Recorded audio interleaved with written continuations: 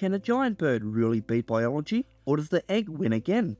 New Zealand's lost moa looks perfect on a tourist poster, but the moment you try to hatch one, egg size and big bird physics start breaking the dream. The pitch is simple.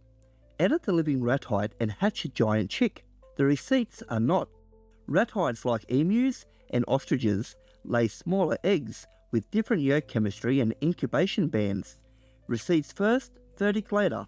Is this science or just a mega bird fantasy? On paper, the moa pitch sounds simple. Step 1. Rebuild good genomes for several moa species from bones and eggshells sitting in museums.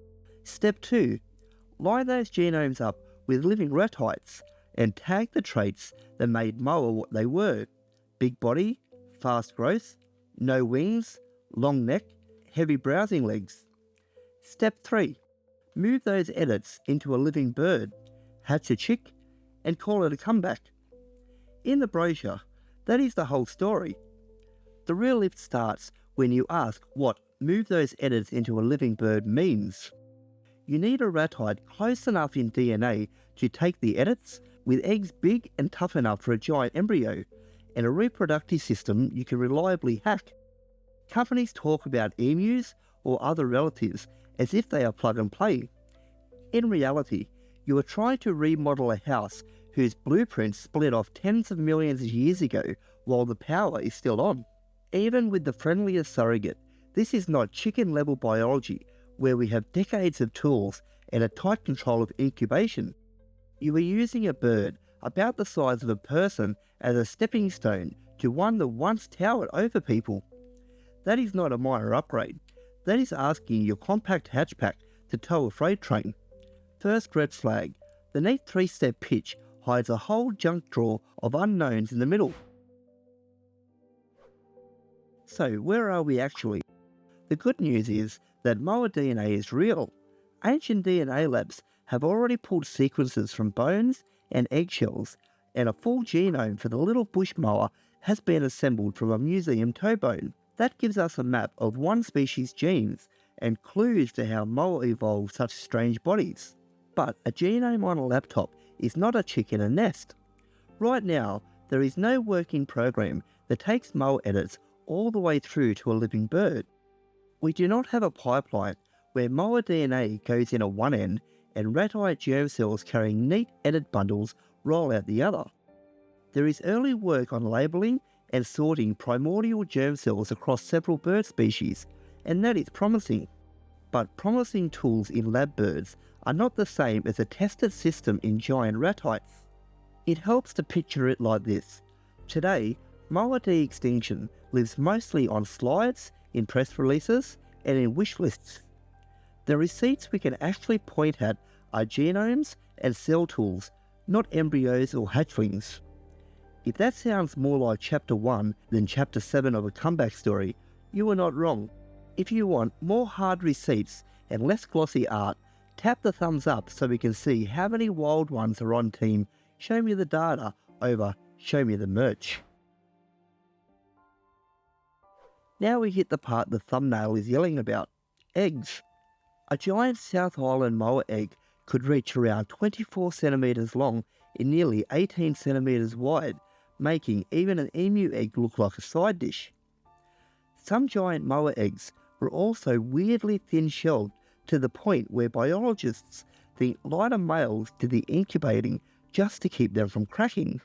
Now imagine asking an emu to carry the reproductive load for that. Emus lay smaller, thick-shelled eggs tuned to their own embryo's growth rate, yolk mix, and gas exchange.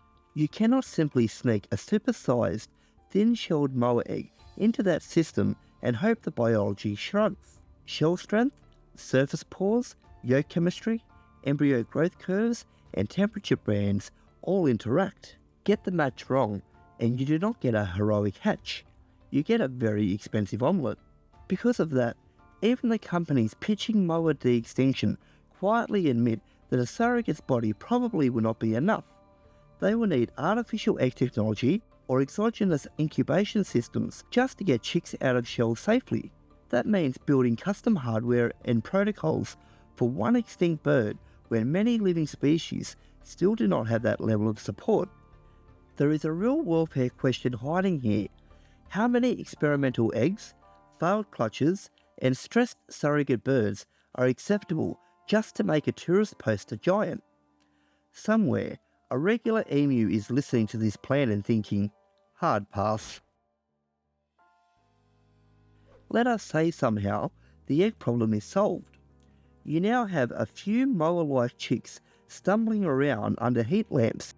Where do they live when they grow into 2 or 3 metre browsers that cannot fly, cannot be picked up easily, and have never seen a predator? Hype pieces often talk about secure ecological reserves, but that phrase hides a lot of fencing, land politics, and ongoing cost. Modern New Zealand is carved up by farms, roads, invasive mammals, and people. To keep giant birds safe, you are not just putting them behind a simple fence, you are building and maintaining predator-proof sanctuaries over decades. Think more along the lines of high-security wildlife estates than an open, wild return. Once the initial grant money or movie-adjacent excitement fades, someone still has to pay for feed, veterinary care, monitoring, and staff year after year. You do not want to be the ranger whose job description quietly turns into giant bird bouncer. Conservation budgets are already stretched trying to keep kiwis, kikapo, and other native species from slipping further toward the edge. For the cost of designing bespoke moa reserves and maintaining a handful of giant birds to bring in visitors, you could bolster multiple existing programs for living wildlife. Put bluntly, it is the difference between funding a flashy new stadium and fixing the power grid.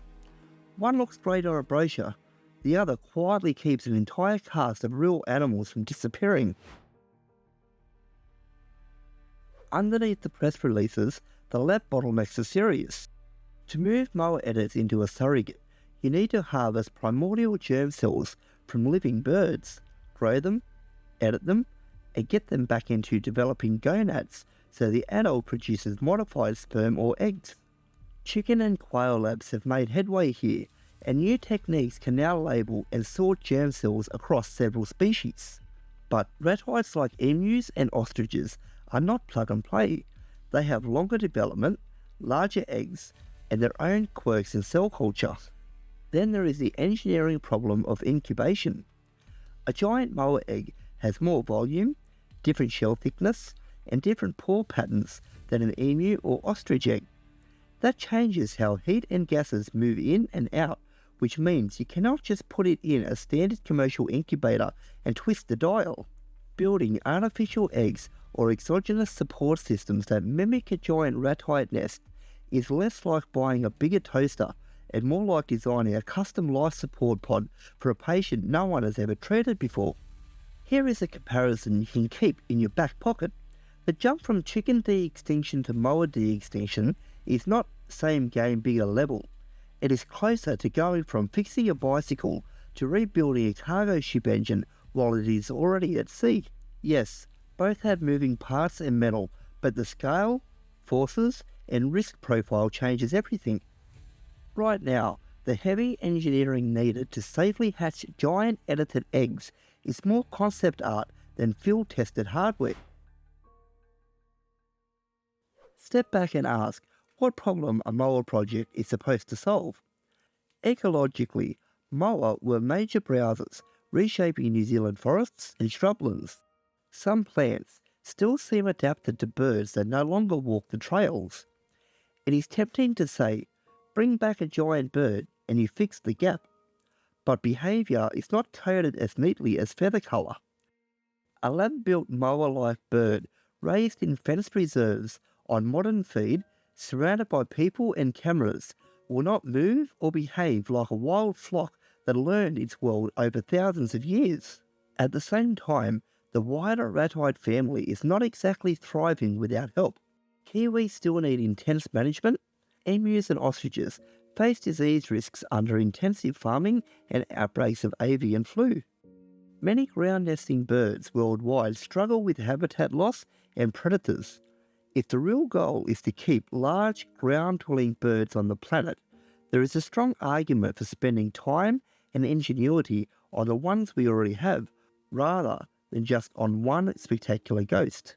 Think of it this way: you can pour money into recreating a celebrity ancestor for the spotlight, or you can quietly upgrade the security detail for all their living cousins. One path gets you headlines and maybe a statue. The other keeps real birds scratching, booming, and nesting in the dark while nobody is watching. That is the line you can drop anytime someone says, "Just bring them all back and nature fixes itself." So where does that leave the molar case on our receipts first scale? The genetic map is coming into focus. That is a real achievement. Cell tools for editing germlines are improving and may one day support many bird species. Those are solid gains that could help conservation if applied carefully. But when you stack them up against the egg-level physics, fragile shells, huge body size, lack of proven ratite germline pipelines, and the long-term cost of fenced megabird reserves, the picture shifts. In this episode, the bottlenecks are not just missing funds or one stubborn lab protocol.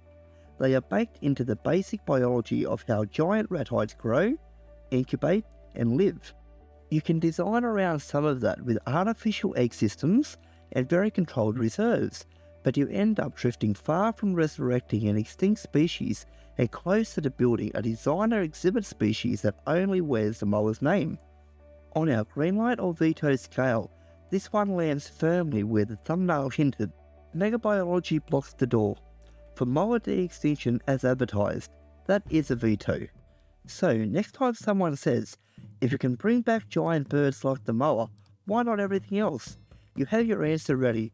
The egg, the physics, and the long-term build all push back hard. If you want to see how the same receipts first test plays out for much smaller birds that once lived on Martha's Vineyard, check out the Heath Hen episode queued up next. Wild ones, thanks for watching, and I will see you over there.